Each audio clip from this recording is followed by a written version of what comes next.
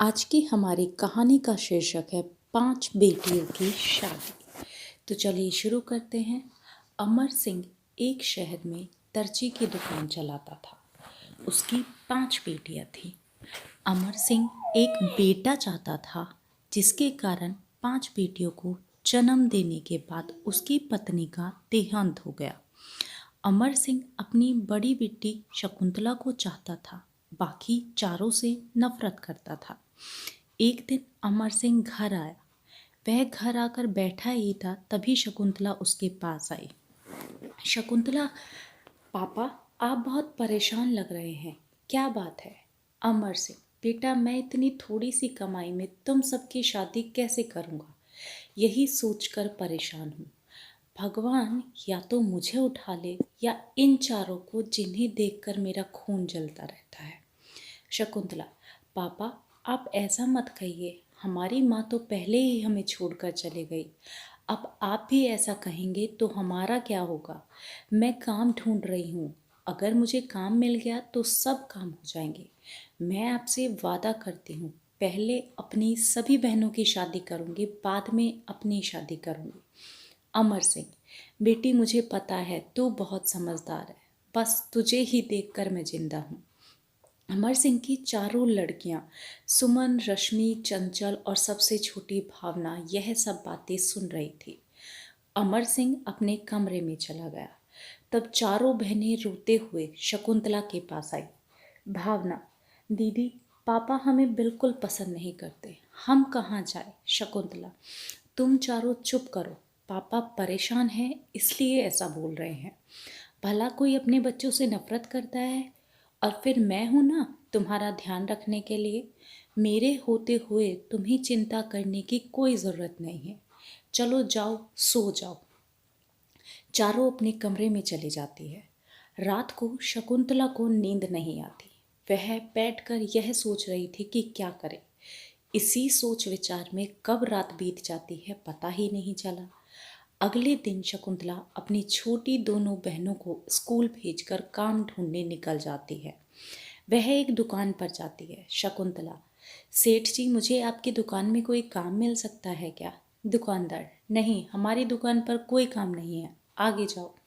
शकुंतला इसी तरह पूरा दिन बाजार में घूमती रही और शाम को निराश होकर घर वापस आ जाती है।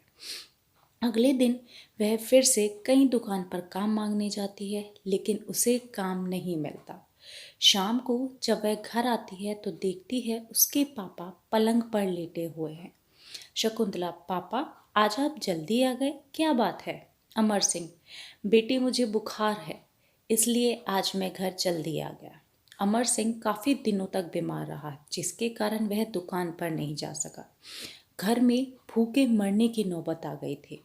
इधर अमर सिंह के इलाज पर भी काफ़ी पैसा खर्च हो रहा था। एक दिन शकुंतला अपने पापा के लिए दवाई लेने बाजार गई। वहां उसने एक दुकान पर कुछ कपड़े बिकते हुए देखे। शकुंतला ने दुकानदार से बात की। शकुंतला, भैया, ये कपड़े के टुकड़े आप कैसे बेचते हो? दुकानदार, बहन, ये बड़े कपड़े में से बचे हुए कपड़े हैं, जिन्हें हम आधे पैसों में बेचते हैं। शकुंतला उसमें से कुछ कपड़े खरीद कर घर ले आती है। वह सिलाई जानती थी। वह उन कपड़ों से बहुत सुंदर लेडीज ड्रेस तैयार कर लेती है। अगले दिन वह अमर सिंह से बात करती है। शकुंतला, पापा, मैंने यह एक ड्रेस बनाई है। मैं आपकी दुकान खोलकर इस तरह की ड्रेस बनाकर बेचना चाहती हूँ। ये कट पीस के सस्ते कपड़े से बनी है। अमर सिंह, बेटी, जो तू ठीक समझे कर ले, मैं तो लाचार हूँ। शकुंतला सुमन और रश्मि के साथ जाकर दुकान खोलती है और वह ड्रेस दुकान पर सजा देती है। उसके बाद दोनों बहनों को दुकान पर छोड़कर उसकी कट पीस की दुकान पर जाती है। वहाँ से कुछ और कपड़े खरीदकर दुकान पर वापस आ जाती है। सुमन, दीदी, वह ड्रेस जो आपने बनाई थी हमने 800 रुपये में बेच दी। शकुंतला, अरे वाह, वह तो केवल 100 रुपये में तैयार हो गई थी। चलो मैं और कपड़े लेकर आती हूँ, फिर कई तरह की ड्रेस बना लेंगे।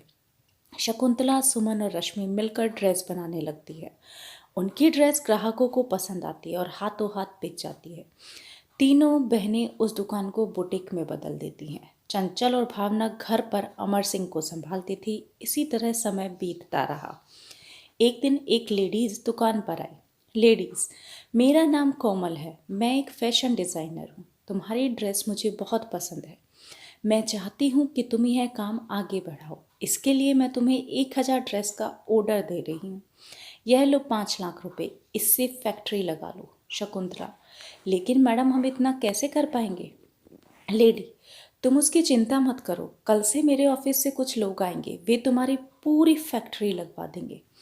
15 दिन बाद शकुंतला की फैक्ट्री शुरू हो जाती है और उसे जगह जगह से ऑर्डर मिलने लगते हैं। 15 दिन बाद जब शकुंतला की फैक्ट्री लग जाती है, अमर सिंह भी ठीक हो जाता है। वह भी फैक्ट्री संभालने लगता है। कुछ ही समय में उनका व्यापार बहुत बढ़ जाता है। शकुंतला चारों बहनों के लिए अच्छे रिश्ते देखकर उनकी शादी कर देती है। एक दिन अमर सिंह शकुंतला का भी रिश्ता पक्का कर देता है। शादी के बाद जब विदाई का समय आता है, अमर सिंह, बेटी मुझे माफ़ कर दे। मैं अपनी बच्चियों को दिन रात कोसता रहा, लेकिन अगर मेरा बेटा भी होता तो आज मेरे लिए इतना ना करता। वह खुशी खुशी शकुंतला को विदा करता है। चारों बहनें मिलकर शादी के बाद भी बिजनेस को संभालती है। शिक्षा, इस कहानी से हमें यह शिक्षा मिलती है कि बेटियों को कभी बोझ नहीं समझना चाहिए। बेटियां कभी बोझ नहीं होती है। अगर आप लोगों को आज की कहानी पसंद आए तो प्लीज़ सब्सक्राइब माय चैनल। धन्यवाद।